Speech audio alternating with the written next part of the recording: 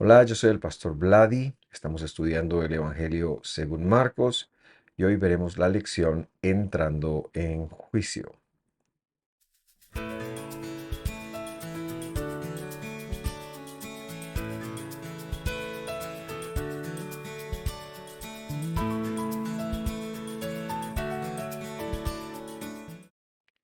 Muy contento de darles la bienvenida a cada uno de ustedes que nos acompaña. Llegamos al estudio 79 y estamos a medio capítulo 14. Espero con el favor de Dios poderlo terminar la próxima semana. Por cierto, ya en nuestro nuevo horario para aquellos que nos ven en vivo, estaremos a partir de las 8 de la noche del día viernes, el primer viernes del mes de marzo. Esto es precisamente el viernes 3 de marzo. Así que tome nota de este pequeño cambio y vamos a orar para pedirle a Dios que Él nos guíe y que este servidor suyo pueda explicarse de una forma correcta, porque el tema está muy bonito. Buen Dios, te damos muchas gracias por permitir, perdón, que estemos acá. Llegamos con alegría, llegamos con gratitud y con la certeza de que necesitamos que nos des una instrucción. Ayúdame a explicar lo que me has hecho entender de una forma clara, concisa y que en ninguna forma traicione lo que está escrito. Con gratitud y con alegría, en el nombre de Jesús. Amén. Muy bien, muy bien. Vamos entonces a recordar lo que veíamos la semana pasada, en donde vimos desde la perspectiva del Evangelio la cita bíblica de Pesaj, o Pascua, como algunos lo conocen, pero que a mí me gusta más usar el nombre original, Pesaj, y Jesús participando de la misma, aunque no necesariamente la cita era Pesaj, sino un día antes, porque era la cena de preparación. Y recordar que a partir de ahora, cada vez que se hable de la sangre del Cordero, de la sangre de Jesús, es una referencia directa al Dios ofreciendo su cuerpo o el sacrificio que Él vino a hacer. Es una referencia directa entonces al sacrificio y a la muerte que tuvo que experimentar. Vamos a tomar la lectura desde el versículo 32 y le invito a leerlo conmigo. Marcos 14:32 dice así. Llegaron al lugar que se llama Getsemaní y Jesús dijo a sus discípulos, siéntense aquí hasta que yo sea hecho partícipe de un juicio. Y tenemos que decir dos cosas. La primera es un poquito más simple porque este lugar Getsemaní en hebreo es Gat Shminim, se refiere a la presa de los aceites y es una referencia al monte de los olivos, el jardín de la presa de los aceites o de las olivas se encontraba precisamente en el monte de los olivos, que es este lugar, son el mismo lugar. Pero la segunda cosa es muy importante, y es que en todas las traducciones usted va a encontrar que ahí dice que Jesús eh, les dijo a sus discípulos, siéntense hasta que yo, para que yo vaya y ore, o hasta que yo vaya y ore. En el griego que nos llega la revelación, queremos entender que esta palabra quiere decir desear, es un deseo y se ha traducido como orar. En nuestro idioma, orar, algo muy similar del griego, viene de hablar con Dios, desear con Dios, pero en hebreo no significa eso. En hebreo que esta palabra se restringe a la raíz palal. Palal significa juzgar.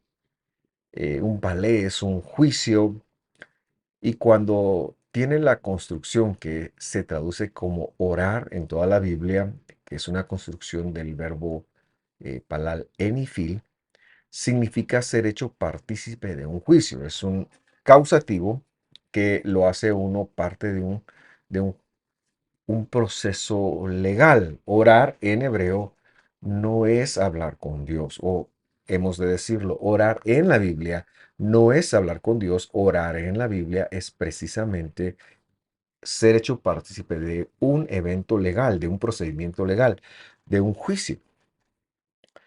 Esto se puede ver en muchos pasajes de la Biblia, pero yo quiero escoger uno para ejemplificarlo y pedirle que vaya conmigo al primer libro de Samuel, capítulo 12, versículo 23.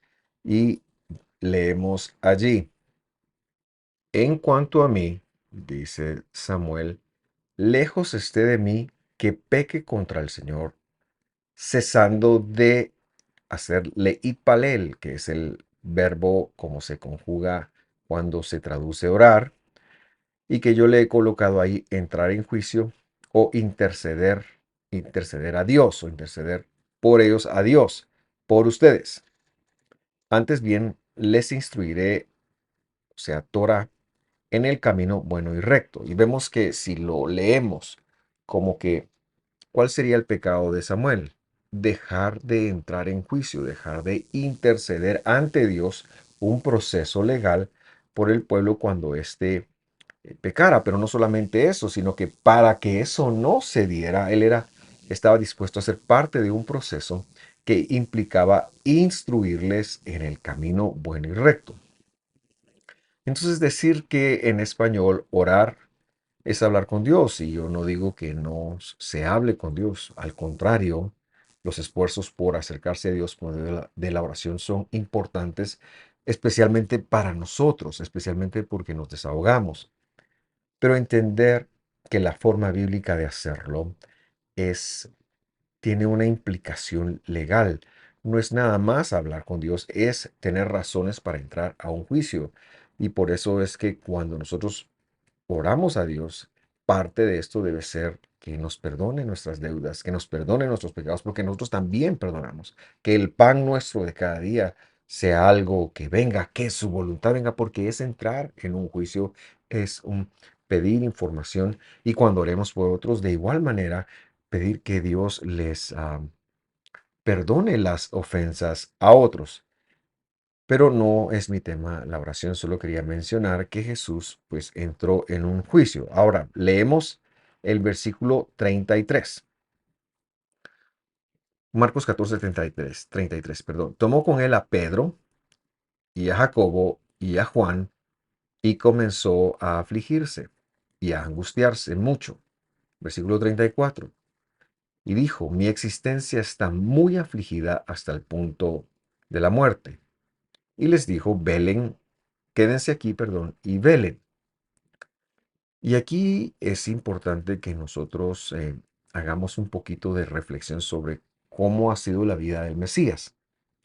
En primer lugar, antes de venir a la tierra y disminuirse como un hombre, él tenía la vida eterna. Imagínese usted una vida, una existencia, voy a decirlo mejor, sin tener que enfrentar un problema de microbios, de defensas, de alergias, de todo lo que nos toca enfrentar hoy en día y que nuestro sistema inmunológico juega un papel. Él no ha tenido algo que lo pueda matar nunca, porque Él es la vida inmanente y la vida está en Él. Sin embargo, cuando Él toma el cuerpo, como sabemos que lo hizo cuando se disminuye, y toma la sangre, por así decirlo, Él sabe lo que nosotros sentimos y se expone de vivir dentro de una perfección a vivir dentro de la muerte. Claro, la muerte todavía no lo puede tocar porque Él es la vida y porque no hay pecado en Él. Sin embargo, eso no quiere decir que no sepa cómo nos sentimos nosotros o las cosas que enfrentamos, esa humanidad caída que nosotros enfrentamos. Ahora bien, en este momento vemos que esto se intensifica porque él empieza a experimentar la muerte. Está a menos de 24 horas de morir y él empieza a percibir lo que eso va a significar para él y por lo tanto cae en una angustia. Se me hace para mí que una buena forma de explicarlo si fuéramos hablando de nosotros, es que imagínese usted que su sistema inmunológico se apague de repente y usted tuviera que enfrentar todos los microorganismos y dolores que no estar alerta produciría. Probablemente sería algo muy difícil de enfrentar. Versículo 35 dice, adelantándose un poco, Marcos 14:35, adelantándose un poco, se postró en tierra. Nuevamente dice, y entrando en juicio decía que si fuera posible pasar de él aquella hora. Ahora, si esto es un juicio, entonces lo que podemos inferir es que él está conectando su caso, está presentando, perdón, su caso.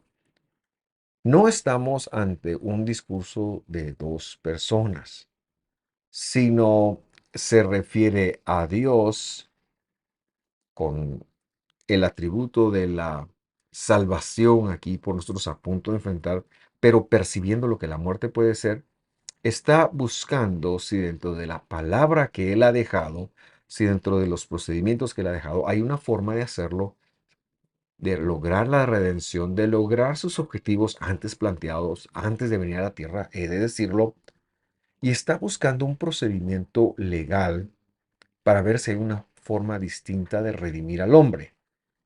Eso es lo que está planteando. El versículo 36 es muy profundo y necesita nuestra explicación y complementa lo que estamos diciendo. Leamos.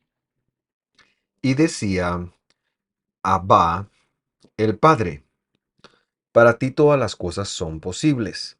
Aparte de mí esta copa, pero no sea lo que yo quiero, lo que él quiere en este momento, sino lo que tú quieras, lo que está escrito. Y antes de recordar qué es el Abba, porque es algo que hemos conversado extensivamente, especialmente allá por los estudios 52, 53. Pero antes de recordarlo, vemos que el escritor, en primer lugar, dice Abba, que es un término arameo, y luego procede a traducirlo al griego, o pater, dice. El padre, pero no es que él esté hablando de algo distinto, sino lo que está diciendo, lo que está intentando decir es las palabras que Jesús dijo y qué es un poco el significado de ello. El problema que tenemos es que en los últimos 15 siglos, especialmente, o muy enfáticamente en los últimos 16, he de decirlo, a este término se le otorgó el término de una persona. Eh, los términos Abba, el término Abba, entonces es muy difícil de traducir. Si nosotros agregamos el peso de un padre biológico, es muy fácil ver a dos personas ahí. Pero eso no es lo que está ocurriendo acá. Tenemos que entender que el Señor está entrando en un juicio y entonces Él tendría que consultarlo con algo, con unas leyes que Él ha dejado más que con una persona. Y entonces recordamos que la palabra Abba, que en arameo, si lo traducimos literalmente, sí es el Padre, pero que es un término del lenguaje doctrinal del Segundo Templo, o metalenguaje como lo hemos llamado, se refiere a lo desconocido de Dios, se refiere a las promesas de Dios y también nos habla de los atributos que Dios dejó en el cielo para poder venir a la tierra y el mantenimiento del universo o el funcionamiento del universo se viera ininterrumpido. Lo que queremos entonces ir conectando es que antes de disminuirse, Jesús estaba en el cielo. Jesús era Hashem o Jesús era Adonai, Jesús era el Yud-He Vav-He. Y en el momento en donde hay un momento en donde él llega a disminuirse para hacerse semejante a una semilla y ser depositado en el vientre de la mujer que lo iba a recibir, Miriam. Pero antes de venir, pues él, haga de caso, se iba a ir de viaje y entonces tenía que dejar escrito un protocolo, unos procedimientos de todo lo que tenía que pasar. Eso es precisamente lo que él está haciendo en este momento. Él está consultando si dentro de los protocolos que él mismo ha dejado escrito, existe una forma de no enfrentar la muerte. Claro, lo que pasa es que eso se llama Abba, y eso es un término muy conocido. Pero si lo traducimos al castellano o al griego en este caso, y luego al castellano, entonces ya empezaremos a ver cosas que no necesariamente están en la escritura y que son cosas que por el desconocimiento teológico de los últimos 16 siglos, se han dado como doctrinas, se han dado por sentado como doctrinas irrefutables. Un ejemplo de este tipo de lenguaje metafórico lo podemos hallar en mucha de la literatura hebrea de la época, un poquito antes de Jesús, un poquito después de Jesús. Y hay unos escritos muy famosos dentro del mundo hebreo que se llaman midrashim, midrash en castellano, que son palabras, perdón, que son parábolas explicativas de la escritura, muy comunes en la época de Jesús y que registra un lenguaje muy parabólico, una forma de estudio muy válida, he decidido que incluso perdura hasta nuestros días. Y se dice, por ejemplo, que en estos midrashim, en algunos de los midrashim se dice que, por ejemplo, había un rabino que estaba hablando con Elías. Ahora no es que ellos crean en la reencarnación, sino que lo que estaba haciendo era que estaba estudiando los profetas. Había otro que dice que Moisés vino y le dijo tal cosa, pero no es que ellos creyeran en ese momento histórico, no era que ellos creían que Moisés o había resucitado o encarnado, como hoy sí se lo ve dentro del mundo judío. Eso también hay que decirlo, sino que era una forma muy metafórica de decir que estaba estudiando los primeros 5 libros de la Biblia. Hay un midrash, entonces, volviendo al ejemplo que quería dar, que está hablando de la Biblia o lo que nosotros conocemos como el Nuevo Testamento, la Biblia hebrea. En hebreo, la Biblia hebrea se llama Tanaj, que es un acróstico de las tres divisiones que tiene. Por Torah, T de Torah, por eso Ta, ¿verdad? Tanaj. Luego N de Nevi'im, que quiere decir profetas. Y la última C es una C de Ketuvim, que quiere decir escritos. Por ejemplo, en los Nevi'im, los profetas, tenemos los libros de Josué, Jueces, los libros de Samuel, los libros de Reyes, Isaías, Jeremías, Ezequiel y los 12 profetas. Eh, Curiosamente no incluye a Daniel, pero esta es una división que ya se traía desde tiempos de Esdras. Y entonces dice que había un rabino que estaba consultando la escritura y dice que le preguntó a los Nevi'im, eh, ¿qué se puede hacer? ¿Qué hacemos con el pecador? ¿Qué del pecador? Y el Midrash señala o responde diciendo que un famoso eh, un famoso texto profético que dice, la persona que pecare, esa morirá. Lo traducen, el alma que pecare, esa morirá. Pero se dice entonces con respecto de los profetas, de la sección profética, que no había respuesta para el pecador. Dice que se le preguntó a los escritos, los Ketuvim, y estos son todos los libros que no hemos mencionado, como Salmos, Proverbios, Eclesiastés, Daniel, Job, y se le preguntó a los que tuvimos, a los escritos, y citaron el salmo que dice, Dios destruirá al impío, Dios destruirá al impío.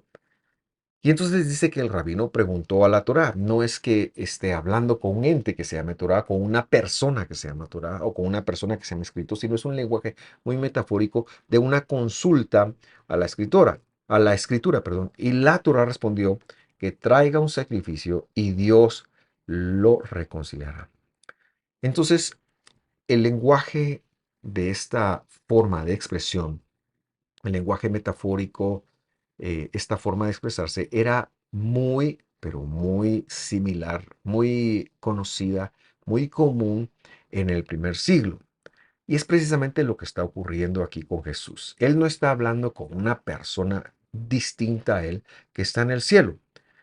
Él está consultando con la justicia, con la demanda de la justicia, pero aquí la escritura le ha llamado Abba y sabemos por otros escritos hebreos de la época que se refiere precisamente a esto, que es la escritura que Dios mismo ha promulgado, lo no revelado de Dios. El Evangelio luego viene y nos agrega que Dios se disminuyó de todos sus atributos, entonces también sabemos que Abba también son los atributos de Dios, la justicia de Dios, la promesa de Dios, el amor no revelado de Dios.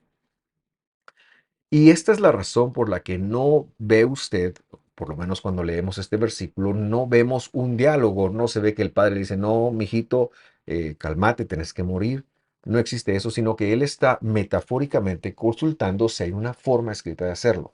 Y al no haber, porque él mismo lo dejó establecido y él mismo tomó la actitud de siervo, de subordinarse a lo que él había dejado establecido, a su palabra, se tiene que cumplir sí o sí, sí o sí. Recordamos también, como un ejemplo adicional, que cuando él decide bajar a la tierra, establece lo que es la justicia en los cielos, para que durante su estancia en la tierra todo quede cubierto. La demanda de justicia, es decir, lo que él tenía que pagar para que los humanos que venía a él a comprar, a redimir, tuvieran la redención de la muerte. Y esto se conoce como la demanda de la justicia. Un ejemplo de eso se da cuando Jesús decide bajar a las aguas del bautismo. Juan lo reconoce y Juan le responde, no, tú me debes de bautizar a mí. Y Jesús dice estas palabras en respuesta. Mateo 3:15. Jesús le respondió, permítelo ahora, porque es conveniente que así cumplamos toda justicia.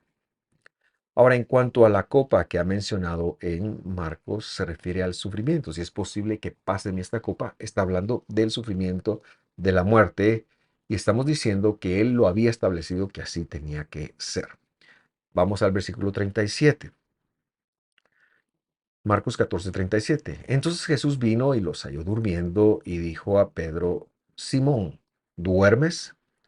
¿No pudiste velar ni por una hora? El velar es un sinónimo para estar atentos a lo que Dios quiere de parte de nosotros. Y este es un momento muy importante para Jesús. Y Jesús esperaría que ellos estén atentos con ello, o por lo menos lo deja para que en la posteridad nosotros estemos listos, prestos y dispuestos para vivir una vida poniendo atención a lo que Dios está haciendo. Verso 38, 14:38. Velen y sométase en juicio ya usando nuestra palabra de oración para que no entren en tentación. Es decir, es importante ir a pedir perdón, ir a decir, Señor, tengo esta debilidad. Y luego dice, el Espíritu, o sea, lo incorruptible o el poder de Dios en nosotros está dispuesto, pero la carne es débil. O sea, lo humano va en contra de lo celestial. Verso 39. Él fue otra vez y entró en juicio diciendo las mismas palabras. Verso 40. Y vino Jesús de nuevo y los halló durmiendo porque sus ojos estaban muy cargados de sueño y no sabían qué responder. Versículo 41, vemos el desarrollo. Vino por tercera vez y les dijo, ¿todavía están durmiendo y descansando? Basta ya, ha llegado la hora. Miren, el Hijo del Hombre es entregado en manos de los pecadores. Verso 42. Levántense, vamos, vámonos, perdón, ya está cerca el que me entrega. Estamos leyendo un poquito más apresuradamente sin comentar tanto porque el contenido teológico de esto es, no es tan profundo, hemos de decir, ya son vivencias propiamente de Jesús que no hay tanta explicación. Quizás solo recordar acá que el Hijo del Hombre es una de las funciones del Mesías, de Jesús aquí en la tierra, que significa el Yotzer, el heredero activo, es decir, alguien que venía a repartir los dones de la herencia del reino de los cielos, especialmente la salvación. Y también es importante que conectemos que él no lo tomaron, él fue entregado, él se dejó matar, él mismo se entregó. Versículo 43, Marcos 14:43 dice, en ese momento, mientras Jesús estaba todavía hablando, llegó Judas, Yehuda, uno de los 12 discípulos acompañado de una multitud con espadas y palos de parte de los principales sacerdotes, de los escribas y de los ancianos. Y aquí ya vemos toda la negociación que se ha dado. Es más explícita en otros evangelios. Nosotros, como estamos comentando el evangelio según Marcos, pues nos quedamos con lo escueto de cómo se narra acá, pero hay una negociación y Judas ha dicho, al que yo bese, ese es. Y entonces llega y precisamente lo va a hacer, pero importante también señalar que va acompañado de un grupo, una multitud, dice, una multitud, eran muchas personas armadas de espadas y palos que vienen con la autoridad de los sacerdotes, por ende del Imperio Romano también, porque ellos eh, estaban asociados, de los escribas y de los ancianos, que algunos de ellos eran fariseos. Pero los grupos organizados del momento, versículo 44, Marcos 14, 44. El que lo entregaba les había dado una señal, y aquí es lo que yo decía, diciendo, al que yo bese, ese es. Lo prenden y se lo llevan con seguridad. Al parecer, ellos no conocían muy bien quién era Jesús, no querían llevarse a la persona equivocada. Versículo 45. Cuando llegó Judas, inmediatamente se acercó a Jesús y le dijo, Rabí, y lo besó. La palabra rabí señalamos que muy bien puede aplicarse a un maestro autodidacta que tenía discípulos que ya habían hecho discípulos, o sea, él no era de ninguna de las casas de los fariseos, de aspecto que se aplicaba a Jesús, al igual que rabí, mi maestro, que es probablemente lo que él dijo en función de la traición. Y ahí mismo lo besó, versículo 46. Entonces ellos echaron mano a Jesús y lo prendieron. 47. Pero uno de los que estaban allí, sacando la espada, hirió al siervo del sumo sacerdote y le cortó la oreja. Otros evangelios narran que fue Pedro quien cortó la oreja del siervo cuyo nombre era Malco y que Jesús asimismo sanó. Pero nosotros estamos llevando la lectura más escueta de Marcos, como he mencionado. Versículo 48. Y dirigiéndose Jesús a ellos les dijo, como un ladrón han salido con espadas y palos para asegurarse que me arrestan. 49. Cada día estaba yo con ustedes, cada día estaba con ustedes en el templo enseñando, y no me prendieron. Pero esto ha sucedido para que se cumplan las escrituras. Y abandonándolo todos huyeron. Aquellos que habían jurado que no iban a dejar a Jesús, aquellos que por una emoción le habían dicho, aquí vamos a estar ahora, por no haber hablado de parte de Dios, por no haber hablado con el poder de la transformación de Dios que vive en nosotros, ahora lo están negando, ahora lo están abandonando. Y esto nos dice que si Dios no está detrás del asunto, de lo que Él pone en nosotros, y solo son nuestras buenas intenciones, nada es sostenible. Ninguna de las cosas que podamos hacer, si Dios no está con nosotros, es sostenible. El hombre puede estar lleno de muy buenas intenciones, pero si Dios no da el poder, en cualquier momento la cosa se puede caer. Esto se puede ver cuando hacemos una lectura del libro de Hechos, el quinto libro del Testamento mejorado, del Nuevo Testamento. Cuando vemos a un Pedro que no le importa ir a la cárcel, cuando vemos a un Juan que no les importa ser vituperados, porque a pesar de que Jesús ya no está acá, que lo tienen, lo abandonan. Allá que ya no lo ven, siguen dispuestos a dar la vida por él. Y decimos que el factor diferencial acá es el Espíritu Santo, el Ruach HaKodesh, que es la porción que Dios da a cada creyente en Jesús, que es el poder para vivir dentro de los mandamientos y el poder para llevar a cabo la voluntad de Dios en nuestras vidas. Vamos aterrizando ya el tema de hoy. porque la próxima semana queremos hablar de el momento donde Jesús es condenado y necesitamos un poco más de tiempo para explicar esto. Así que leemos el verso 51 y dice, cierto joven seguía a Jesús, sobrevestido solo con una sábana sobre su cuerpo, desnudo, y lo prendieron. Pero él, dejando la sábana, escapó desnudo.